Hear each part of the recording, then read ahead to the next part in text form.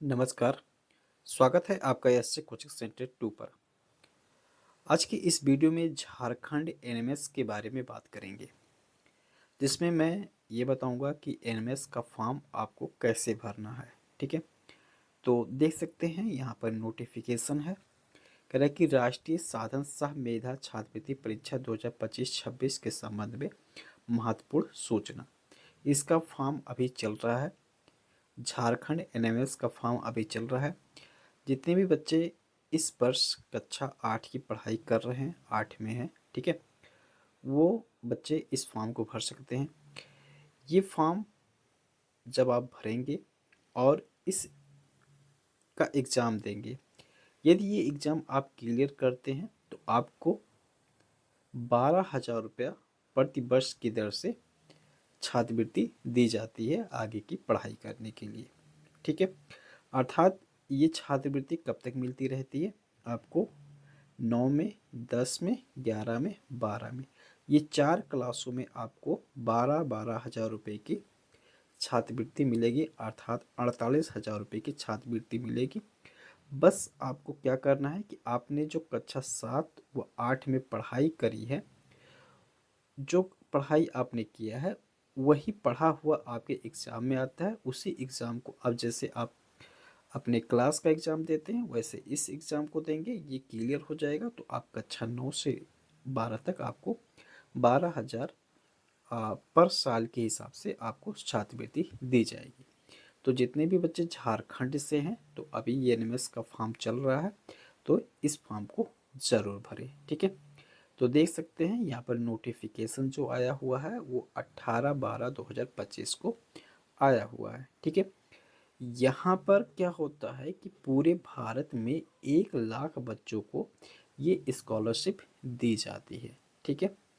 तो यहाँ पर देख सकते हैं जो चीज़ें हमने बताया, यहाँ पर देखिए नेशनल स्कॉलरशिप पोर्टल एनएसपी पर डीबीटी के माध्यम से वर्ग आईएक्स मतलब 9th और 12th तक छात्रवृत्ति प्रदान की जाएगी, ठीक है। तो ये समझ सकते हैं।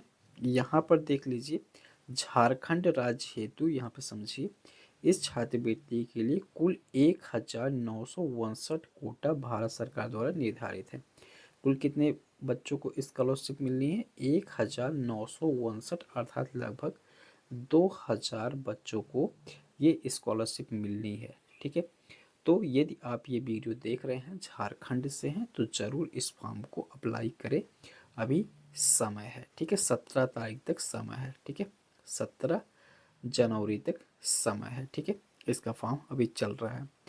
तो देख सकते हैं यहाँ पर कुछ पात्रता है।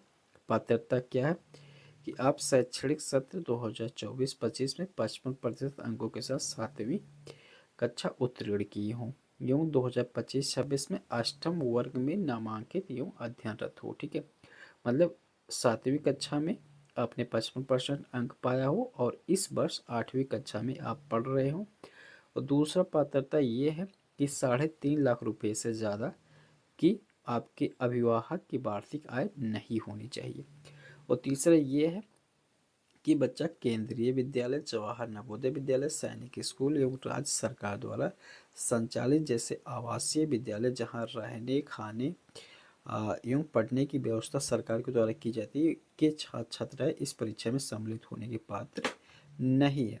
यदि आप किसी तरीके से एग्ज़ाम दे भी देते हो तो आप जब स्कॉलरशिप पाने की बारी आएगी, अगर मान लीजिए आप पास होते हैं तो आपको स्कॉलरशिप नहीं मिलेगी यदि आप ये केंद्रीय विद्यालय, जवाहर विद्यालय, सैनिक विद्यालय इत्यादि में जो चीज़ें बताया हमने उसमें आप बिलोंग करते होंगे, ठीक है। आरक्षण यहाँ पर देख लीजिए, ठीक है। आरक्षण यहाँ पर इसको समझ लीजिए, ठीक है। यहाँ पर देख सकते हैं परीक्षा शुल्क, जब इस फॉर्म को आप भरेंगे तो general, BC, BC second, EWS को 250 रुपये यहाँ पर लगता है और अनुसूचित जाति को 125 रुपये इस फॉर्म को भरने के लिए लगता है। आवेदन कैसे करेंगे अभी मैं इसके प्रोसेस बता रहा हूँ, ठीक है। परीक्षा तिथि बाद में घोषित की जाएगी, अभी इसका डेट डिक्लेयर नहीं है, ठीक है। परीक्षा पद्धति का पाठ्यक्रम क्या होता है? तो पाठ्यक्रम जो होता है जैसा कि हमने बताया एनसीईआरटी बुक का कक्षा 7 और 8 का सिलेबस रहता है। ठीक है, इसमें 2 प्रकार के पेपर होते हैं। एक होता है मेंटल एबिलिटी टेस्ट, बौद्धिक योग्यता परीक्षण, और दूसरा जो होता है वो साइट होता है। ठीक है, यहाँ पर देख सकते हैं स्कॉलिस्टिक एबिलिटी टेस्ट अर्थात साइट। ठीक है, इसमें क्या होता है कि इसमें 90 बहुविकल्पीय प्रश्न होते हैं। ठीक है, 90 नंबर के, और 90 मिनट भी दिया जाता है। ठीक है, और शैक्षिक योग्यता परीक्षण में क्या होता है कि इसमें भी 90 प्रश्न होते हैं।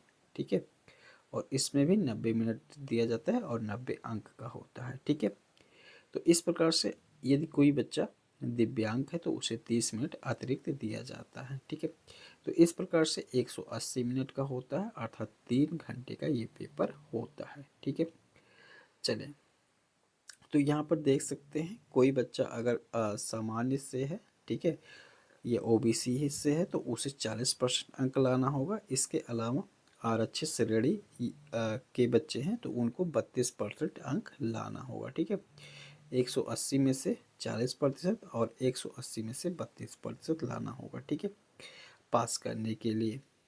तो यहाँ पर वही चीज़ें फिर लिखी हुई कि 12,000 रुपये साल में दी जाती है।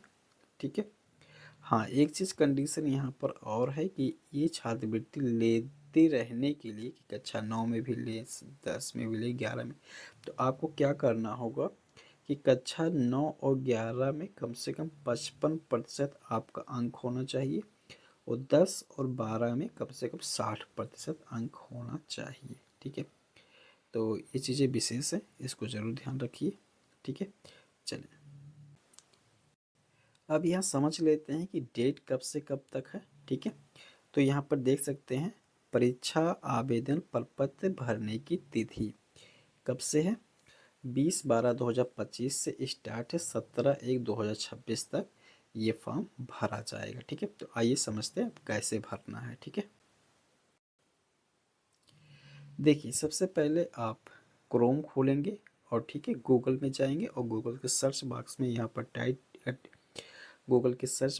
आप यहाँ पर टाइप करेंगे झारखंड NEMES, तो यहाँ पे लिखेंगे झारखंड NEMES। तो देख सकते हैं यहाँ पर हमने जैसे लिखा हुआ है इस पर आप क्लिक करेंगे। ठीक है, तो चलिए इसको सर्च कर देते हैं। तो सर्च करने के बाद यहाँ पर सबसे ऊपर ही ये जो वेबसाइट आ रही है इसी वेबसाइट पे ही आपको जाना है।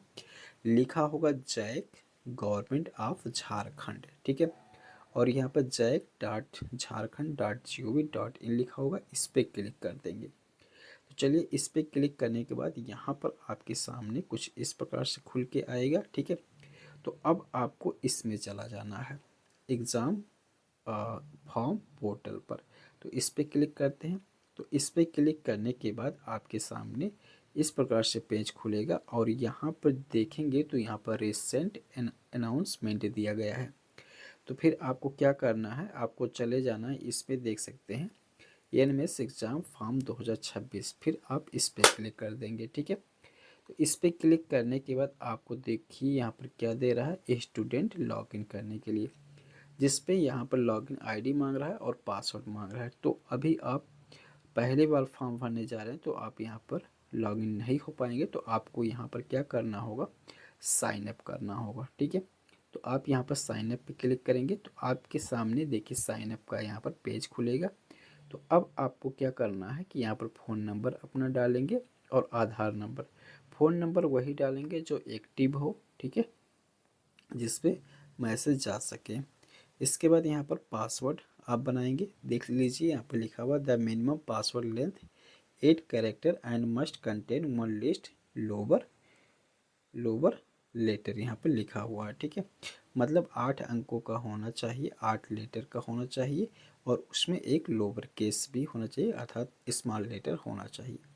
उसके बाद कंफर्म पासवर्ड पर करेंगे, उसके बाद यहाँ पर रजिस्टर पर क्लिक कर देंगे। ठीक है, तो जैसे ही रजिस्टर पर क्लिक करेंगे आपके मोबाइल नंबर पर एक लॉगिन आईडी जाएगा। ठीक है, और पासवर्ड जो आपने बनाया है उसी को ही आप डाल के लॉगिन कर लेंगे।